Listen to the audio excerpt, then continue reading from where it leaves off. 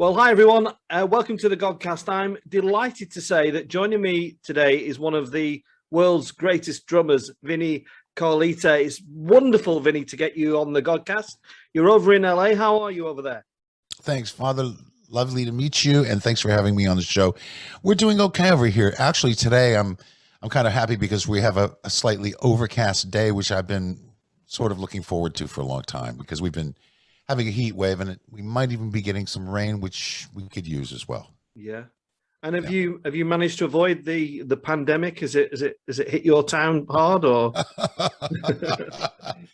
Well, yeah. To be fair, I think that the pandemic has hit everywhere, as we all know. But I think that for some reason, we've managed. We somehow seem to have it under some kind of control here. I'm not sure. Although, the thing is that the news constantly tells you different things daily, and I check it all the time about emerging cases, and you have to sort of think about emerging cases of just positive tests versus hospitalizations versus deaths, and weigh in all those variables and the variants and the vaccinated and the unvaccinated, and et cetera, et cetera, et cetera, et cetera. But basically, thank God we've been okay. Vinny, I was wondering where we should start, and I was looking at your incredible catalogue of work, and I was wondering about Brits, and you've worked with quite a lot of Brits, and I was wondering if there's a big difference between the British contingent of musicians and the Americans. Is there a difference?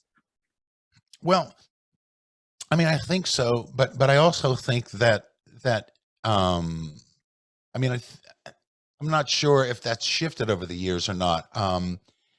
But my whole experience was that,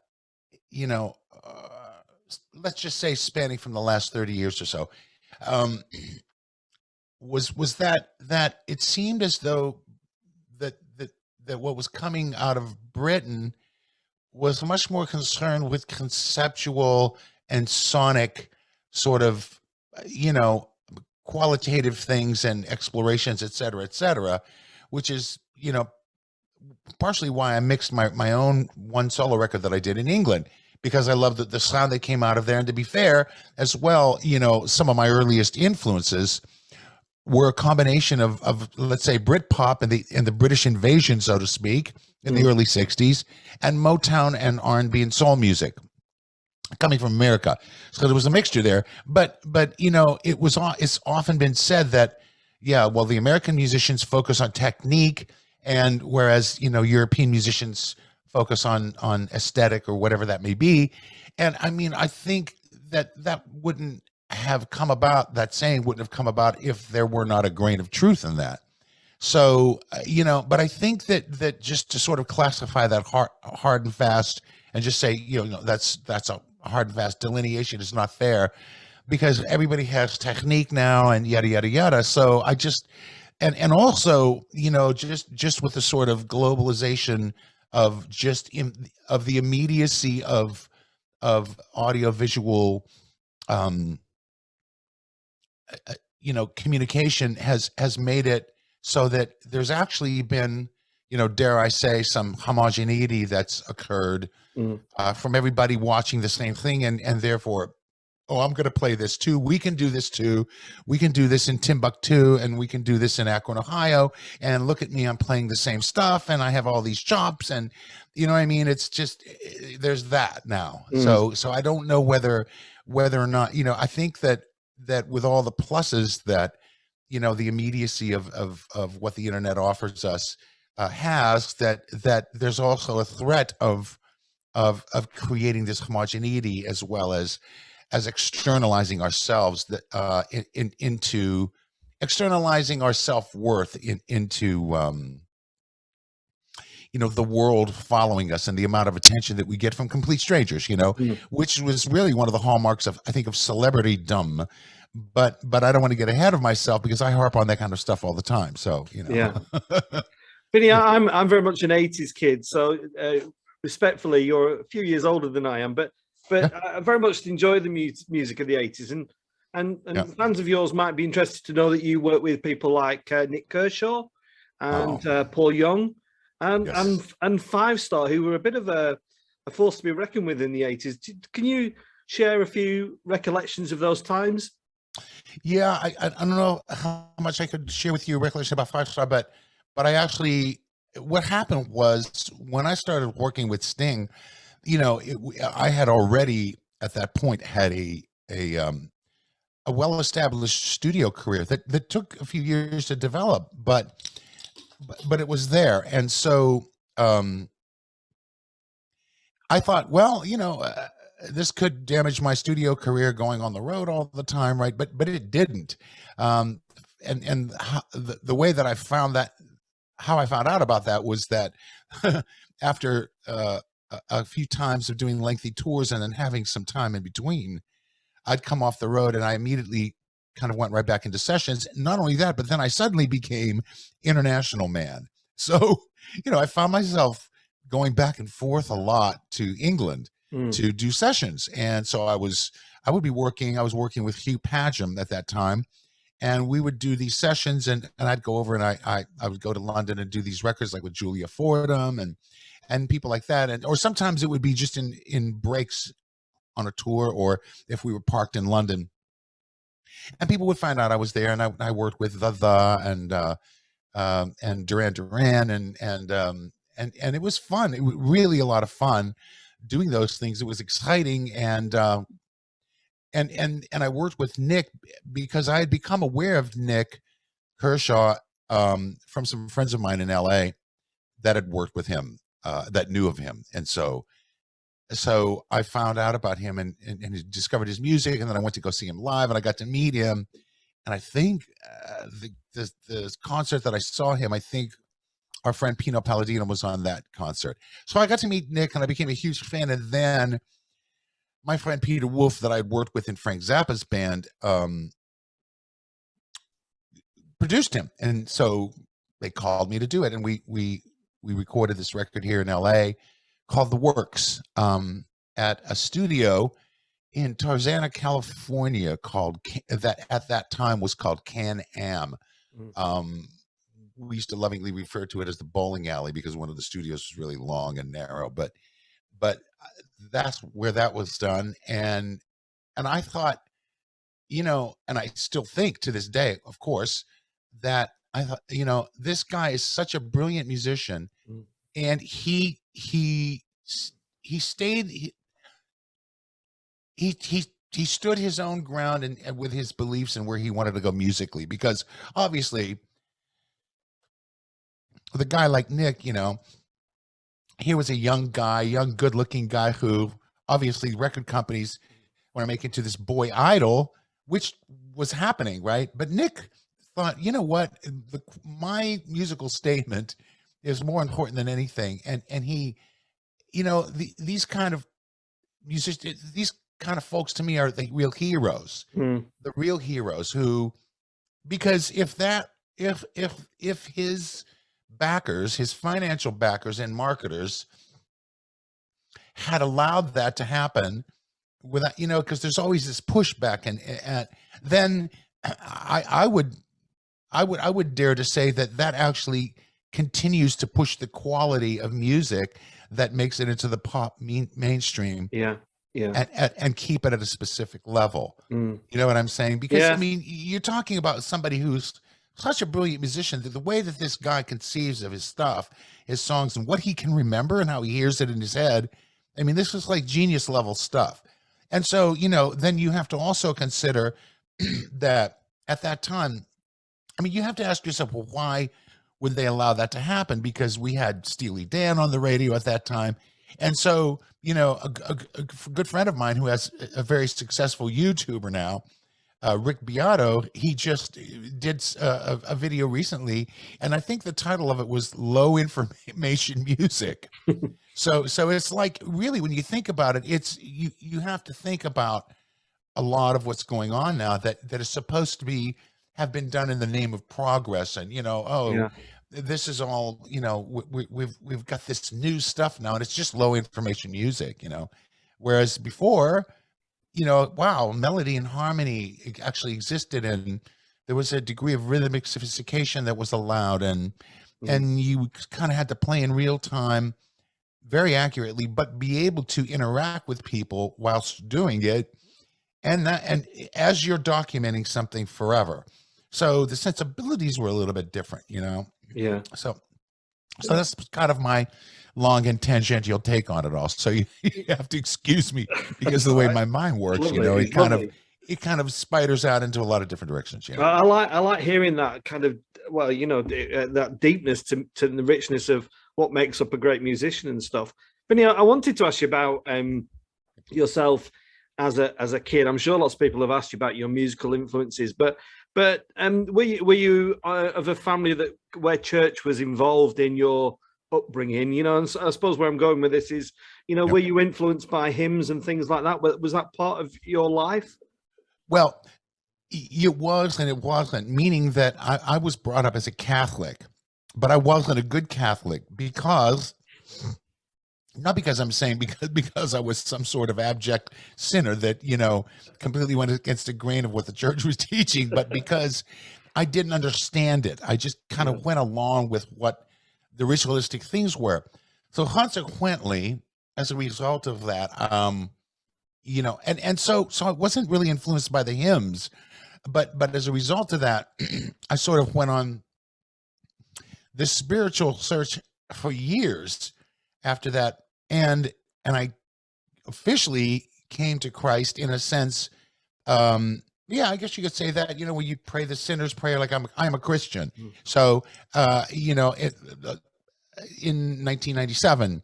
So the thing is, though, is that what's interesting for me is that as I was doing all this searching and exploring all these philosophical and various spiritual avenues, I don't think that I ever went away from Christ, because I remember once we were on a tour bus, and this was, at one of the lowest points of my sort of depravity.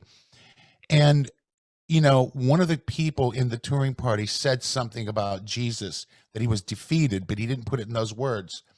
And I remember just randomly and for no particular reason at all, swiveling around and just kind of pulling out both swords and saying, no, he didn't. I said that didn't happen to him. And like I was like ready, like, okay, let's go. Not physical blows, but you want to go toe to toe with me on that? And he backed off.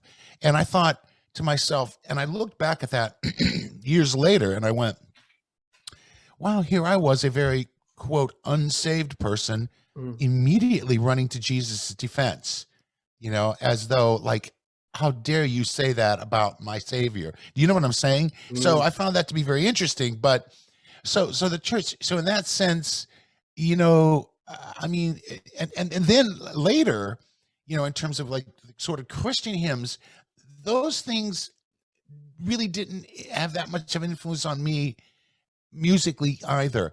No. And neither did so-called Christian music, because although I ended up working with Christian artists and playing on Christian records or doing some concerts and this and the other thing, but what I mean to say is that what affected me most was I think, and I'm not sure, I'm not going to say chicken or egg here, but sort of being touched by the Holy Spirit and the Word, the actual Scripture itself, just sort of, I think, took hold in my heart, and that impacted me more than any of the music coming out of the church. However, there's some church music that I absolutely love. So, yeah. Yeah, I was talking to a Christian musician on the Godcast not long ago, and he was talking about the Psalms and and how they'd kind of influenced him in kind of. Have you ever played to any kind of anything like the Psalms, Vinnie, or not? No, but you know what? I did a song with Joni Mitchell years ago, where he based the lyric on Corinthians. Right. Okay. About love. So that was really interesting, and it was a beautiful track, and but that's about as close as I've gotten. So. Yeah, I think it's interesting, Vinnie, listening to you, because I don't know if this is a typical American thing, but something I've noticed. I've only been to America once, but I was there talking to somebody about faith. The Americans seem to be very confident in their faith, is where the Brits seem to be quite typically British, actually, stiff upper lip and all that kind of thing. Is that something you've noticed? The circles that you frequent, do people talk about these matters openly or not? You mean spiritual matters? Yeah. Well, no. No. I mean, I think sometimes I would notice them sort of randomly coming up in conversation, or else I may have had to have instigated it. But not really. And it's interesting because that you would say that, because I see a lot of when I spent the time that I spent there, I just saw a lot of other kind of influences, and that people were adhering to spiritually, but at the same time, there was a sort of built-in respect for the church, but almost as though they had to have it because it was just part of the culture. And to me, that's kind of like, well, you mean, okay, that's great because culture is to be respected, but yeah, no, you got to have deeper reasons, Vinnie, have you ever lived in the UK? Well, I haven't lived there, but I would spend months and months on end. Yeah. Sometimes, months at a time. So I guess in a way you could say I'd lived there, and I would do that on and off over a period of years. So I spent a lot of time there where I would be there for months at a time. So yeah. And would you, and I love it. Yeah. Where would you hang out? Absolutely love it. Well, London, near, close to sort of Stonehenge, that area. Yeah, basically those two places, like around between London and Wiltshire. So, but I have to say that I'm kind of an Anglophile. I absolutely love England. Yeah. Yeah, I love it. I absolutely love it. And if people said to me, "Could you see yourself living there?" I'd be like, "Absolutely." Well, what's stopping you? You know what? A lot of things, really. I'm not sure if they're valid reasons, but I'll leave that alone because we have limited time. Okay. Vinnie, I've only got you for a while. A few of my favorite artists you've worked with. Can you share a few of your memories about Leonard Cohen, who is an artist who you've worked with and who I just love I love his skill and his articulation and his words. Just tell us a bit about Leonard. Well, I mean, I think a lot of times when you're working and you're rubbing shoulders with these people, a lot of times people think that you may be able to offer insights, very valuable insights that could not otherwise have been given. But in my case, working with Leonard was just, it was very easy. He was very easygoing, and I just witnessed his brilliance just from hearing him and sort of absorbing what he said, just like the listener did in the end, just like the end listener did. The only difference is I was playing the drums. That's it. But he was very easygoing, and there was no sort of back and forth about what I should do to honor this part of a lyric. None of that. It was just like my thing was strictly an accompaniment, and it was treated as such, because sometimes you do recordings, and if you do them in a pop context, it's almost, I mean, dare I say the word static accompaniment, but at the same time, back then when we were cutting songs, there would be some developmental things that happened as well. You play the first verse one way, and it's not going to sound the same as the second verse, because by the time you got to the second verse after the chorus, Johnny stole the car now and he's chasing after his girlfriend. You know what I mean? Something else happened. Yeah. Yeah. Vinnie, do you prefer playing the melancholy, or do you or not, or do you prefer the kind of rip roaring stuff, or is it all part of being a musician? I think it's all part of being a musician. I don't categorize what I prefer in terms of melancholy versus rip roaring. I think if the melancholy has a certain kind of depth, it causes me to reach deep inside of myself, and I can resonate with that when I play it, and it causes that reaction in me. And in terms of rip roaring, that's all contextual to me. Like sometimes if people want me to do that just for the sake of doing it, but I can't find really any content in it, then I can't really, I seem to force myself to want to do that just for the Yeah. sake of, just really letting it rip. You know what I mean? It has to be Yeah. contextual for me. There has to be a contextual reason in my head, in my mind. And you've worked extensively with Sting. How did you meet Sting? How did that come about?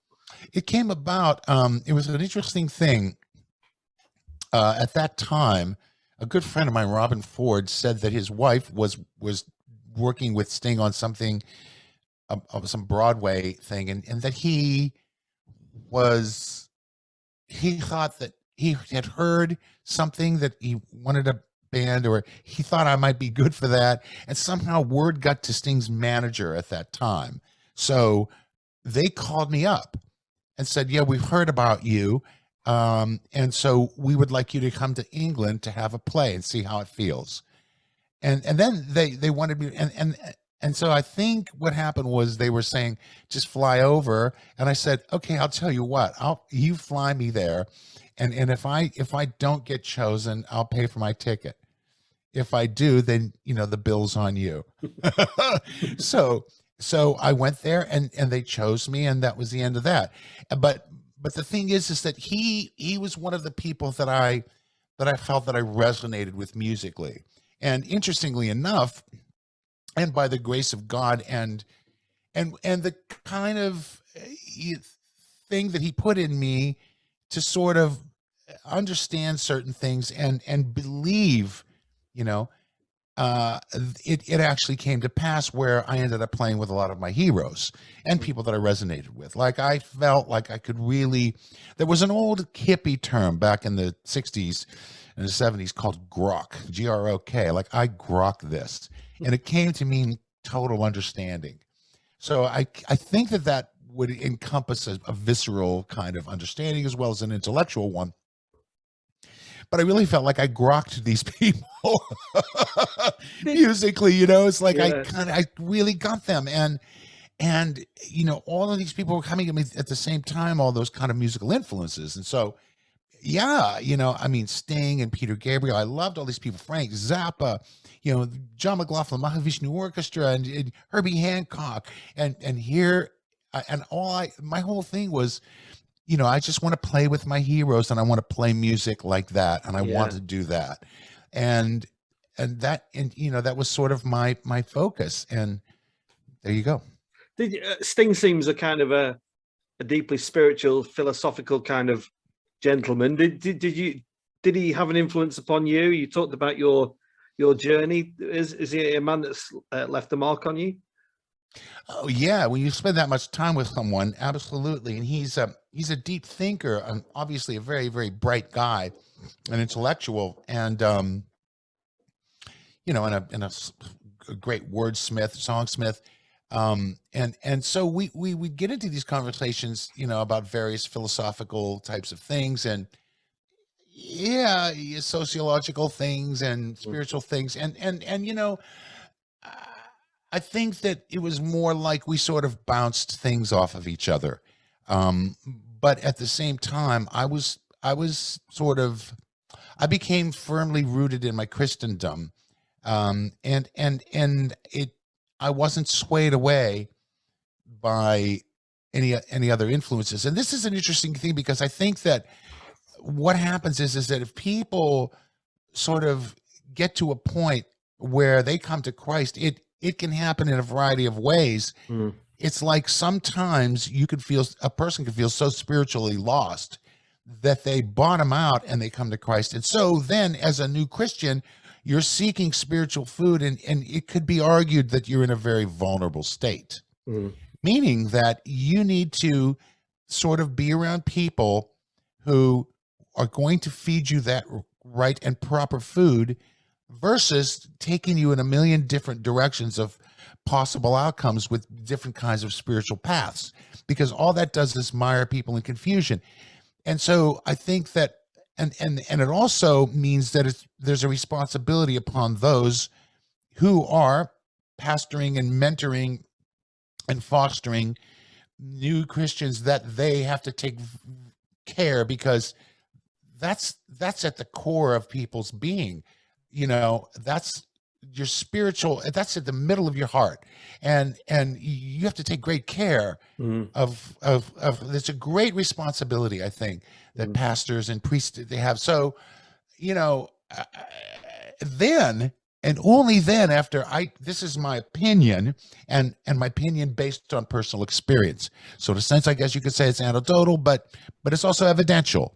That as you become more firmly rooted, then you could start being able to start looking and sort of poking at ecumenical things mm. without losing your footing, Yeah. if that makes any It sense. does. I think it's, to be honest, Vinny, I think it's incredibly wise, because when somebody new rocks up at our church, the kind of the elders, they're kind of, they're full of excitement, and they want to grab them, and they want them to give them volunteering roles and this, that, and the other. But I think what you've just said is so important, that it's a gentleness, isn't it? It's an invitation, and it's a process, and it's a journey. And do you know, Vinny, the time has absolutely flown by. I feel like I've barely scratched the surface. A couple of things I just want to ask. One is about music, and obviously your skill as a drummer. What is it? My favorite band is Depeche Mode, Vinny. I've loved them since a kid. I've always loved them. They have the ability, and other musicians and songs have the ability to take me to a spiritual level. And I was wondering what you think it is about music that does that. I mean, if I can, It's our heavenly language. Yeah, I think it is, and I think that it has that power. It just does, and because it was given to us by God, it's our heavenly language, and it has that kind of mystical power. Once I spoke to a dear friend of mine who will remain nameless out of respect, who was a very committed Christian, yeah, who actually said that the fallen one, and I won't even speak his name, was actually adorned with, his body was like a musical instrument, and that he was the commander of the choir, and you know what I mean, of the musicians. And yeah, so that was a very, very sad thing. And so we have to be careful, because I think that music, because we're dealing with the ruler of this world, and the prince of the power, it's kind of like we have to be careful, because we have to notice that music has been usurped right now, and I think we need to look at it through spiritual eyes, because it has so much power. We have great responsibility as musicians, and when you couple the words with rhythmic and melodic sort of vehicular modes of delivery, yeah, with the entire musical package, you're really getting into people's psyche so deep that you have a great responsibility to not sort of deliver any kind of botulism to them, or toxic poison, which is exactly what's happening with most things today. Because I mean, you can see it even with Alzheimer's patients. They sort of like, they can't even remember their name. They look at you and they don't know who you are. But if you start singing their favorite song, they chime in with the melody and the lyric. It's an interesting phenomenon. yeah. So that It tells is. you how deep it penetrates into the human brain. So it's a powerful thing. It's our heavenly language, and we need to be very, very responsible with it. Yeah, it's so profound that my dad had dementia, and he was a pianist, and the last thing that went was his ability to play the piano. And I'll never forget him playing a Nightingale sang in Berkeley Square. It was the last piece of music he played, but it was beautiful as well. Wow. Really beautiful. So, Yes. Vinny, I've got one last question, if that's all right. Yes. Have you reached all the corners of the drum kit, or are you still on a journey of discovery with that instrument? Or just wonder Well, what your I'm thoughts. in an interesting place now at my age, where I think that, let's put it this way. The short answer is no. And I don't think it ever happens. I think that the whole thing is process. Life, we're constantly in process. So that's the short answer, no.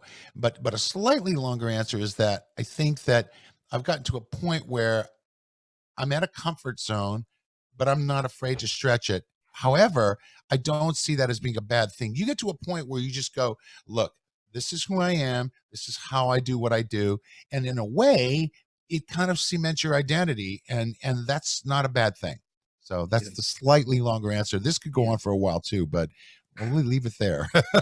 I got one last question, because you just Sure. made me think. So when you're with an artist, who's influencing who there? Are you the man in control there, or is that? It's yes and no. It's kind of like, it really depends on the dynamic of each situation. There's a Yeah. theoretical dynamic and an actual one. Theoretically, you would think that if you're in a position where, let's say, like in a typical classical old school environment of musicians recording in a room together live. So the producer ideally is a great casting agent, as well as being able to have the overview of what the artist is about and or wants, and so in that sense, he casts his cast, and then the cast obeys direction, but also in a particular context, the producer might want input to shape these songs. And that happened a lot in the 60s, even way before I was on the scene. People like the Wrecking Crew, you would hear like they would come up with hooks for songs that didn't even exist, or things that became very recognizable. So, the amount of input and directive actually changes. And it's a sort of give and take that you have to be aware of all the time. Mm. You might be in a situation where it's kind of static, and you might feel it appropriate to say, I have an idea that might be valid, and speed it along so that you can kind of get to the result. Mm. So you know what I'm saying? It's a contextual dynamic. Yeah. Fascinating stuff, Yeah. Vinnie. Well, Vinnie, that 35 minutes is absolutely flown by. I really love chatting to you. I'm such a fan of music, and I admire artists like yourself with such a wonderful skill. And thank you so much for coming on the Godcast. Hopefully, have you any plans to be in the UK anytime soon, Vin? It's my pleasure. Thanks so much for having me. No, I don't. I was actually supposed to be there in May of this year, which has flown by, but it was postponed. So we're, obviously because of the pandemic. But I was, the plan was to be there with Jeff Beck to play the Albert Hall. And so that has now, everything is in flux right now. So, but what I can say is that if we do return to any kind of sense of normalcy, whereby, there's travel, people are able to travel without any sort of bizarre draconian things, then it won't be soon enough. So Wonderful. yeah. Okay, Vinnie. Well, thank you so much. We send our love and prayers from the UK. It's Thank you. pouring down with rain here in Lancashire. You're probably glorious sunshine there, but no, we're looking like we have clouds in the sky. It's about to rain here as well. So thanks for having me, and God bless you. God bless you. Thanks, Vinnie.